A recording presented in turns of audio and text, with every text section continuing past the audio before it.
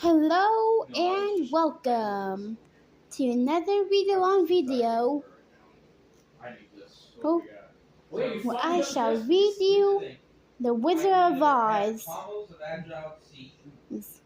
And it's a wonderful book.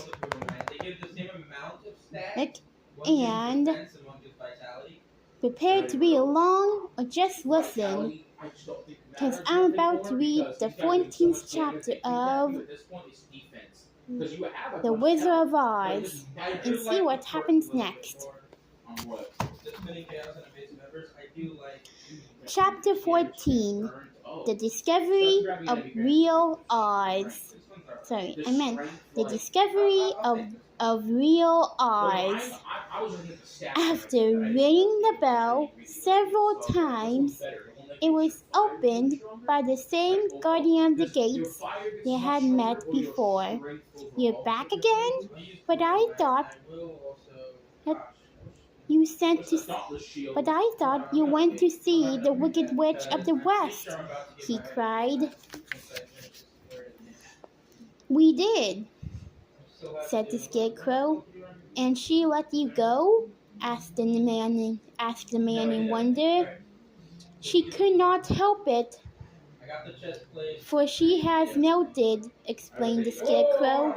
"Melted? Well, that is good news indeed," said the man who melted her. "It was Dorothy," said the lion bravely. "Good gracious!" exclaimed the man, and he bowed very low before her. The soldier went straight to Oz and told him that Dorothy and her friends had returned, but they heard no word from him. After a few days, they sent a message with the Green Lady that they'd send a winged monkey after Oz if he didn't grant them an audience. He agreed at once, for he disliked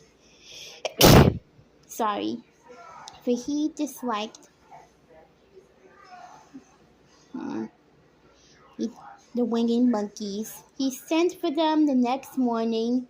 When they entered the throne room, they were surprised to find it empty. Suddenly, they heard a booming voice. "I am Oz, the great and terrible. Why do you seek me?" "Where are you?" asked Dorothy. "I am everywhere, but I am invisible to mortals. I will now make myself visible to you." The voice came from the throne, so they all stood before it in a row. Dorothy started by saying they had come to claim their promise. "What promise?" asked Oz. They each gave him their own promises. "Is the Wicked Witch truly destroyed?" "Yes, I melted her with water," replied Dorothy. "Oh dear, this is quite sudden. Come back tomorrow and give me time to think." "You have plenty of time to think," they cried, outraged. The lion roared so loudly that Toto, frightened, jumped and knocked a screen over. And what they all saw behind the screen shocked them. There was an old man, bald and little, who seemed pretty scared. He told them meekly that he was Oz the Terrible. "But don't strike me. Please don't, and I'll do anything you want me to." "Then you are not a great wizard?" said Dorothy. Don't say it aloud. "I am supposed to be one. I am truly a common man, said the man. That's terrible. How will you give us what we ask? That's terrible. How will you give us what we ask of you? Cried the Tin Woodman. After mentioning for them to be quiet, he told them that no one knew his true identity.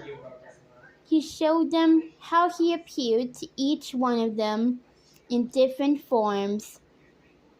And then he told them his story.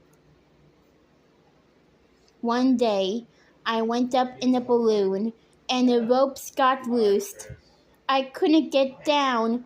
I just sat there and floated for a long time until I came across this beautiful country. Gradually, the balloon came down. I was amidst strange people. But they seemed afraid of me. They thought I was a wizard from the clouds. So, to amuse myself and to keep everyone busy, I told them to build a city, which they willingly did. And they made a beautiful city. I called it the Emerald City because of all the green. One thing I feared the most was witches, for I didn't have magic in me. Unfortunately, the ones in the north and south are good, but the two other were wicked. I was so happy when I heard about your house killing the wicked witch of the east. I was willing to promise anything so that you would kill the other witch as well. Now, shamefully, I cannot keep my word. I think you are a very bad man, said Dorothy. Oh no, my dear. I'm really a very good man. And I'm a very bad wizard, I must admit. After hearing them plead, he finally decided to help them, and he told them to come the next day, and that he would give them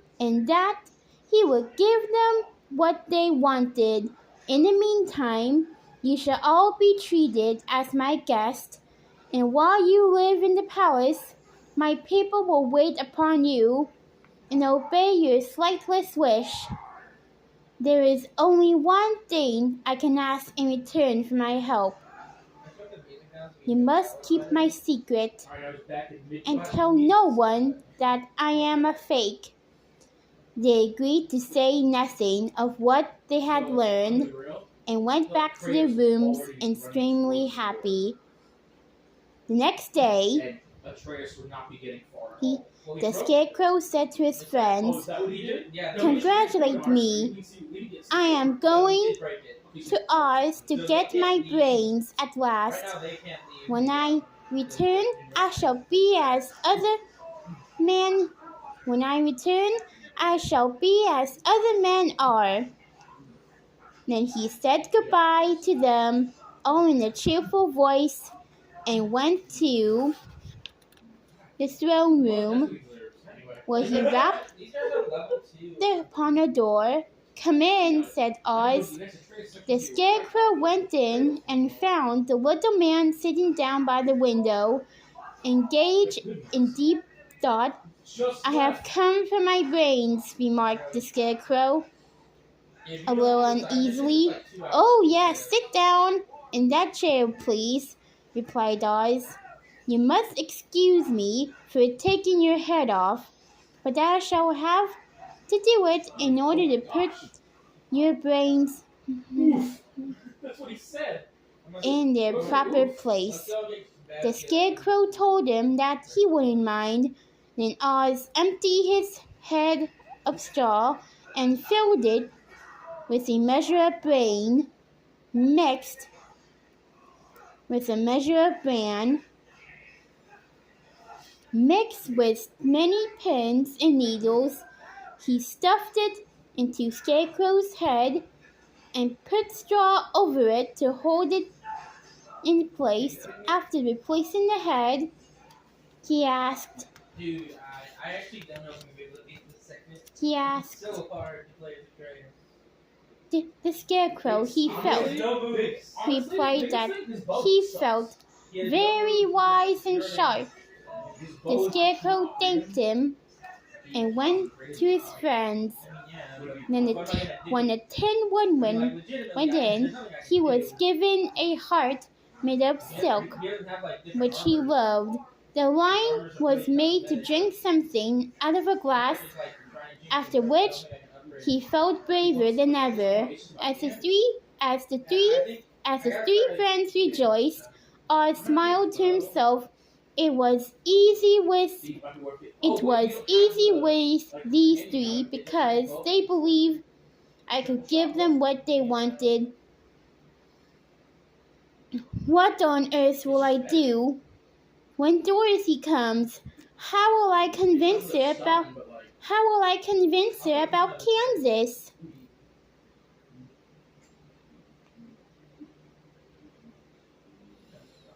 What do you think will happen next? What do you think will happen next in the 15th chapter? I think a Talon bow is the way to go. Yeah, definitely. Well, we'll all find out for tomorrow. In the meantime, this is me, Hannah Payne, signing off, and I'll read you all the 15th chapter next week on Monday.